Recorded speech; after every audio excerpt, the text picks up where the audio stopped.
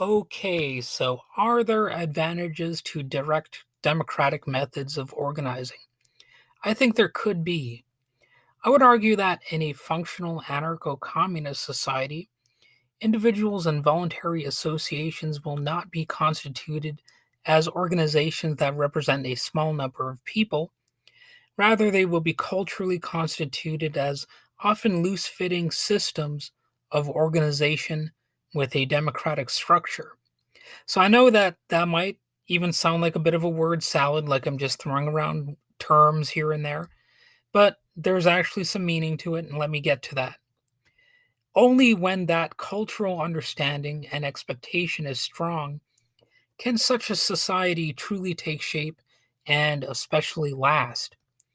If they aim to be taken seriously at all, organizations that operate on an anarcho communist basis are not and cannot be concerned only with the demands of a small group, but with the entire group of workers or groups of individuals who share their concerns. Anarchists will not simply argue for the establishment of a group to take control over labor, but they will argue that workers, human beings, collectively should participate in the process to achieve a balance between collective interests and those of the individual, while refusing to create some ruling class that disproportionately and otherwise unjustly benefits from both. Oddly enough, this would be a situation that in some ways would resemble elements we already see in representative government in the Western world. Most governments at least pay lip service to serving the people. However, in a more anarchic organization, any representative would function solely as an instantly recallable delegate, with few, if any, special powers, privileges, or rights not enjoyed by other members of the group. In other words, if it is an anarchic organization, all dictator like powers would be stripped away, thus avoiding the emergence of any power mad, bloodthirsty authoritarian leader. And if such a person would pop up, well, then it would stop being, an anarchic type of organization, obviously. You would really just have to start over, I guess. Maybe play whack a mole with the authoritarian leaders. So it is not any boss that is being served in such a setup, and we're not organized for the sake of maintaining a hierarchical structure of inflexible, permanent authority.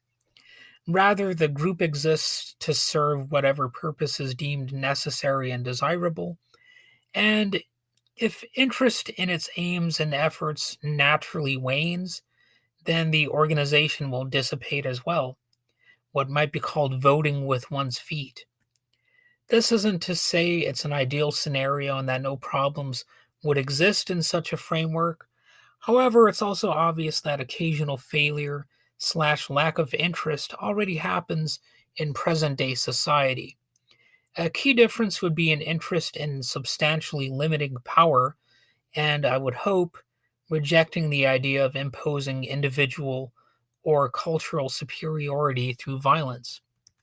Of course, it must be said that, regardless of the system employed or stated aims, people can and will make good ideas, and they will take good ideas and make them look like the worst ones ever devised.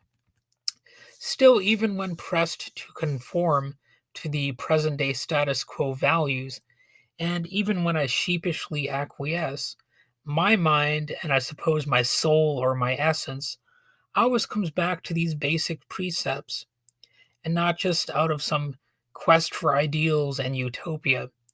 Nor is it because I zealously and steadfastly cling to some sort of anarchic dogma.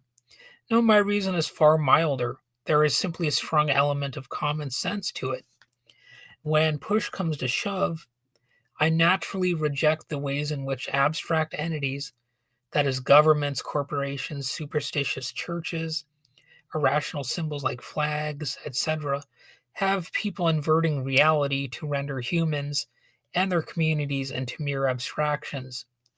It is as if the real becomes fake or abstract in order to make the fake appear real.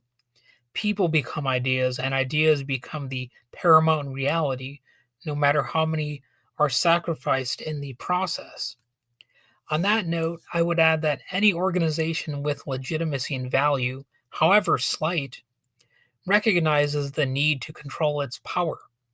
In fact, even most governments, which anarchists obviously criticize, have some system of checks and balances, which over time give them some degree of legitimacy. However, these checks far more they're far from adequate and often enough are whittled away, sometimes to the point where the system barely resembles the values it claims to most cherish. So, for some recent examples, the Constitution preaching Republican Party of Law and Order attempting anti constitutional coups to install Donald Trump in 2020. Well, that happened.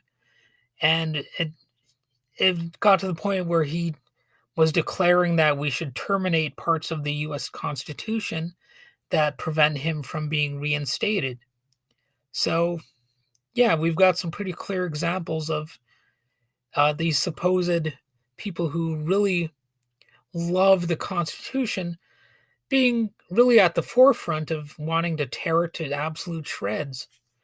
So, in that regard, even when more legitimate, non hierarchical organizations comically fail or have lackluster results, it's no more a cause of concern or, I suppose, mockery than when authorities supposedly, you know, cling to these values yet tear them to shreds at the same time.